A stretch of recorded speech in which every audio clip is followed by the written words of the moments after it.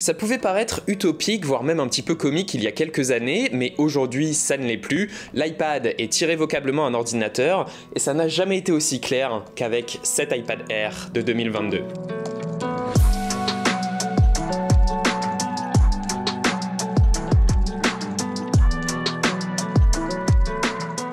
Bon, déjà on est bien d'accord, pour des fans de technologie, cet iPad Air n'est rien d'autre qu'un beau condensé d'ennui. Il n'introduit absolument aucune nouvelle fonctionnalité pour Apple, il n'offre aucune modification en termes de design, et ses nouveautés par rapport au précédent Air se comptent sur les doigts de la main. Première nouveauté, on a droit à de nouvelles couleurs, cette fois des tons délavés plutôt sympas je dois dire, mais bon, vous me connaissez, je préfère rester sur la sobriété un petit peu ennuyeuse du gris sidéral. Deuxième nouveauté, l'iPad Air accueille Center Stage comme tout le reste de la gamme des iPads. La caméra peut donc vous maintenir au centre de l'image lors de vos appels vidéo, pourquoi pas, c'est plutôt cool, ça fait le boulot. Troisième et principale nouveauté, l'iPad Air accueille la puce M1, la même qu'Apple s'est employé à décliner dans toute sa gamme de Mac et dans l'iPad Pro depuis 2020. À part ça, l'iPad Air est toujours fidèle à lui-même. On a des bordures autour de l'écran un petit peu épaisses mais pas dérangeantes, un bouton Touch ID franchement polyvalent, entre ça et Face ID pour moi c'est vraiment une question de préférence aujourd'hui, et une caméra unique au dos de 12 mégapixels capable de filmer en 4K. Et justement, s'il n'y a pas de quatrième nouveauté, à part la mention iPad Air au dos au lieu de simplement iPad auparavant, c'est parce que l'introduction de M1 sur cette gamme d'iPad veut déjà tellement dire ici. Désormais, les gammes d'iPad Air et Pro sont parfaitement symétriques aux gammes de MacBook Air et Pro qui emploient la même puce, mais si macOS permet aux MacBook d'être des ordinateurs complets, les iPads, eux, sont les meilleurs ordinateurs personnels et ce nouveau Air en est le digne représentant. Ce que je veux dire par là, c'est que l'idée derrière les iPads et là où un iPad peut effectivement remplacer un Mac ou un PC aujourd'hui, c'est dans le fait de répondre à vos besoins individuels en matière d'informatique. Ici, on parle de besoins individuels au sens de besoins personnels, par opposition avec les besoins professionnels, productifs et business, disons. Concrètement, l'iPad offre un cadre d'usage rassurant, profondément polyvalent et ancré dans le paradigme informatique contemporain des applications et du mobile. Tout d'abord, le cadre d'usage rassurant, c'est iPadOS 15. C'est un système certes fermé et contrôlé par Apple, mais en contrepartie, tout ici est profondément pensé et optimisé pour l'iPad. Tout fonctionne à la perfection, tout est rapide, on sent que l'expérience du système a été réfléchie pour tourner sur le magnifique écran de 10,9 pouces de cet iPad Air,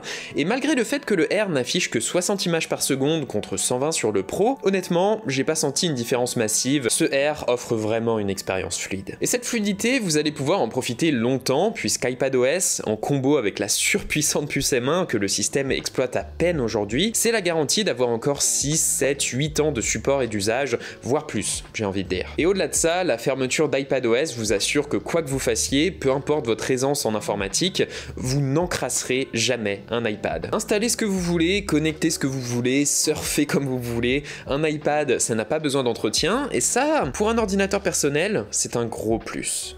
Personnel, cet iPad l'est également car c'est à vous de définir son cadre d'usage matériel, la forme physique de l'iPad Air va s'adapter à vous et non pas l'inverse, pour peu que vous soyez prêt à y mettre le prix. Hors du travail, vous n'écrivez rien de plus qu'un long message WhatsApp, contentez-vous d'un Smart Folio. Votre iPad restera une tablette et le folio vous permettra de toujours trouver le bon angle pour l'utiliser. Au contraire, vous écrivez des petits textes, des emails, vous prenez des notes en classe, vous voulez être actif sur Twitter et Reddit tout en conservant la polyvalence du folio, le Smart Keyboard Folio est là pour vous. J'ai l'impression d'être le dernier youtubeur à le défendre celui-là, avec son clavier papillon ultra fin mais plutôt confortable une fois qu'on y est habitué, et la possibilité de le replier au dos de l'iPad, détail non négligeable par rapport au Magic Keyboard. Et justement en parlant de lui, si vous voulez jeter votre ordinateur traditionnel à la poubelle et exploiter à fond l'iPad comme un ultra portable 2.0 extrêmement fluide, et bah vous avez le Magic Keyboard. Franchement premium, doté d'un trackpad, d'un vrai clavier d'ordinateur rétroéclairé et même d'un port USB Type C supplémentaire, il est vraiment cool dans ce scénario-là. Et enfin, usage matériel toujours disponible uniquement sur les gammes Air et Pro, ne sous-estimez pas l'importance de la connectique USB Type C ici. Elle vous permet de connecter n'importe quel adaptateur, clé USB, SSD externe et j'en passe, plutôt pratique en matière de stockage, tout en profitant du confort de bénéficier d'un port standard et universel pour recharger votre machine. Mais bref, tout ça c'est pas donné, en plus des 699 € que coûte cet iPad Air, mais une fois équipé selon vos besoins, cette tablette se révèle être un petit bijou de polyvalence, utilisable tout à la fois quand vous avez besoin d'un ordinateur portable, d'une tablette, d'un carnet, d'une toile de dessin, d'une console de jeu, peu importe. Et en plus, avec M1, l'iPad Air accomplit ses missions avec aisance et peut même passer de l'une à l'autre en un éclair. C'est un vrai confort. Et c'est là qu'est toute la richesse de cet iPad en tant qu'ordinateur personnel. Il s'adapte à tous les scénarios et à toutes les situations de votre vie quotidienne, forcément infiniment plus nombreux et riches que dans la situation contrôlée de votre bureau ou de votre studio de création, le tout avec une rapidité et une réactivité désormais carrément bluffant. Et le plus beau là-dedans, c'est que cet iPad profite de cette polyvalence pour se constituer comme le support de création personnelle par excellence, cette dimension étant celle qui profite le plus de l'arrivée de la puce M1. Concrètement, si vous aimez créer des trucs pour vous, dans une démarche d'expression personnelle, l'iPad est le parfait support, quel que soit votre niveau. Initiez-vous au graphisme ou dessinez à votre guise avec Procreate. Pixelmator vous permet d'éditer vos photos sans aucune latence avec la puce M1. Éditez vos films de vacances sur eMovie ou carrément vos vidéos YouTube sur LumaFusion. Illustrez vos présentations sur Keynote, écrivez-les sur Pages. Prenez les notes de vos cours à la main sur GoodNotes.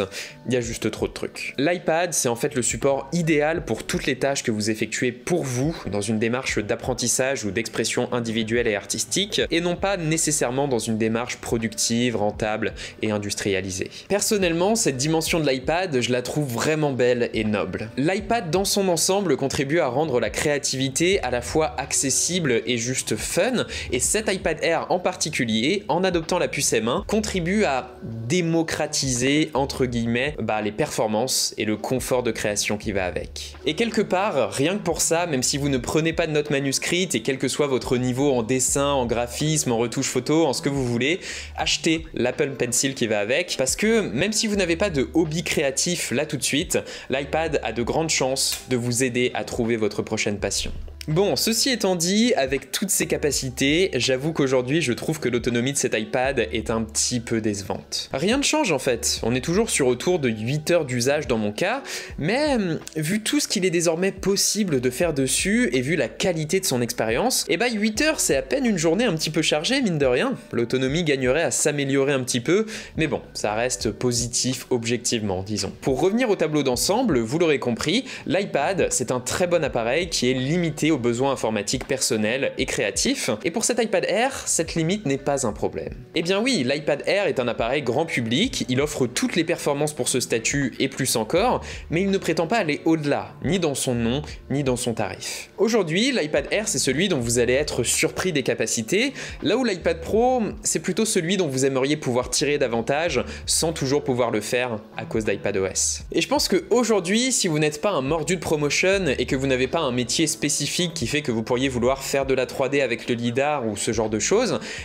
c'est la distinction à faire si vous hésitez entre le Air et le Pro. Alors bien sûr, cet iPad Air, quand bien même il répond mieux que jamais à sa mission en tant qu'iPad, il n'est pas exempt de reproches. On a parlé de son autonomie, mais citons également la luminosité de son écran, qui est un tout petit peu juste en extérieur, et surtout son problème principal, le stockage. La version à 699 € se contente de 64 Go, ce qui passe honnêtement pour peu que vous ayez un SSD externe ou une clé USB, ce genre de truc, mais vous serez limité pour les jeux et très limité pour d'éventuels projets vidéo et musicaux. La version 256 Go passe beaucoup mieux bien sûr, mais à 869 €, elle est beaucoup trop proche du Pro pour que je vous le recommande, et dans ce cas-là, si vous voulez exploiter à fond votre iPad, prenez un Pro 11 pouces, ne serait-ce que pour le stockage. Mais bon, vous l'aurez compris, pour moi, l'iPad Air de 2022, c'est un coup de cœur dans ce qu'il représente. C'est un appareil proposé au bon tarif, réfléchi et créé pour s'intégrer dans votre vie et répondre à vos besoins individuels et créatifs, le tout avec plus de performance et de confort que jamais, grâce à son design moderne et à la puissance de M1. Ce que montre ce nouveau Air, c'est que l'iPad est bel et bien devenu l'ordinateur personnel par excellence, et qu'il se contente de ce rôle, sans jamais chercher à le dépasser,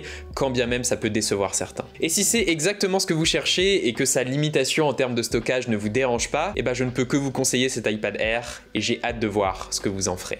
Voilà, c'était Nighttech, c'était Thomas, j'espère que cette petite vidéo vous aura plu, qu'elle vous aura éventuellement aidé. Comme d'habitude, vous savez quoi faire, le j'aime, le commentaire, l'abonnement et le partage. N'hésitez pas à me suivre sur Twitter et Instagram, j'y suis très actif désormais et ça me fait super plaisir de vous voir là-bas. Et moi je vous dis à la prochaine tout simplement. Allez, salut.